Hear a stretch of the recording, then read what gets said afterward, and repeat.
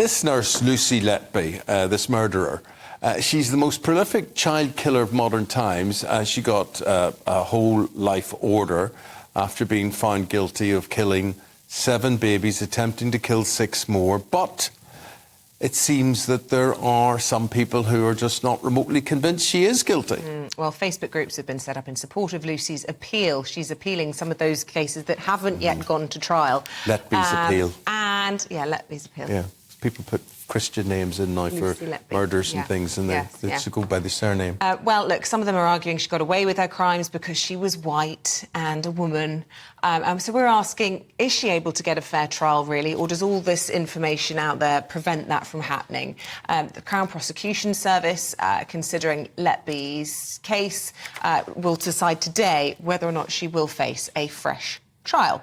Well, joining us this morning, anti-racism activist Imarn Ayton and leader of the Heritage Party, David Kurten. David, where do you stand on this?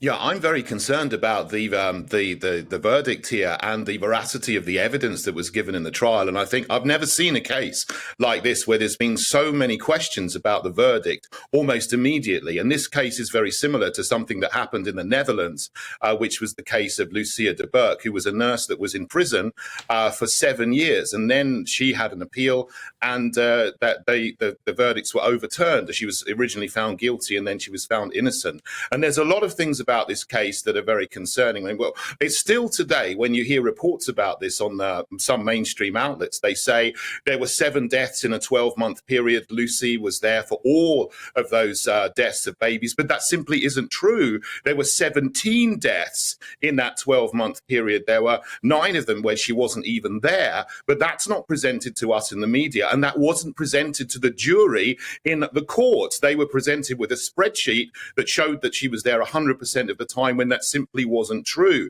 So there's things like that which I think I'm questioning, a lot of people are questioning, and saying all of the evidence was circumstantial, absolutely all of it, and therefore the verdict is seemingly unsafe. This could be one of the biggest and greatest miscarriages of justice ever in England, and it needs to be re-looked at, and there needs to be a retrial. I mean, you're questioning the verdict of the trial of which she was found guilty, and that had to be based on evidence that was presented in court, and the judge will have directed the jury, and it would have been a threshold for that to have reached a certain kind of level of proof. We're not actually debating whether or not her verdict was correct. We're debating whether or not the cases that didn't yet get heard should be tried. And I want to know whether or not, Imarn, you think Lucy Letby will be able to have a fair trial, given she's been found guilty of all these many other cases? I think it's incredibly hard due to the fact that prejudice is naturally involved. So what people fail to realise that, of course, it affects every aspect of our life, and it plays a vital role in our decision making, right? So how we perceive people, etc. The reason why every single person on the planet has prejudice is because of social categorizing, which is a natural cognitive process that puts everything and everyone into boxes in an attempt to simplify the world around us. And unfortunately, this leads to generalizations, stereotypes, and preconceived opinions about people, things, and places, all of which are influenced by our environment, which includes the media, what we hear, see, and read, etc. So in the case of Lucy, our environment tells us that white women who are young and university educated are not suspicious and murderers, and so therefore she wasn't perceived in that way. So it becomes quite difficult when we take into consideration prejudice, because it does affect how we perceive people. And I think that the verdict is already in, so I think people will naturally lead with their prejudice on this one. Listen, I hear what you're saying. I'm just fascinated. So just give me this straight. You're saying if she was not white, it would be more likely that people would say, yeah, she's as guilty as heck. It depends on many different types of prejudice, but racial prejudice is one, definitely. So obviously we're dealing with the issue of institutionalized racism and the disciplinary process. So there is a huge disparity, a disproportionality between black staff and white staff when it pertains to the disciplinary process. So, for example, on average, across the NHS, black people are 1.14 times more likely to be disciplined. So, in other words, it would have been a lot harder if she were black to skate under the radar. Right? So it's due to the fact that we have institutionalized racism. David, from your point of view, do you think people have been blind looking at Lucy Letby and they just can't see her crime?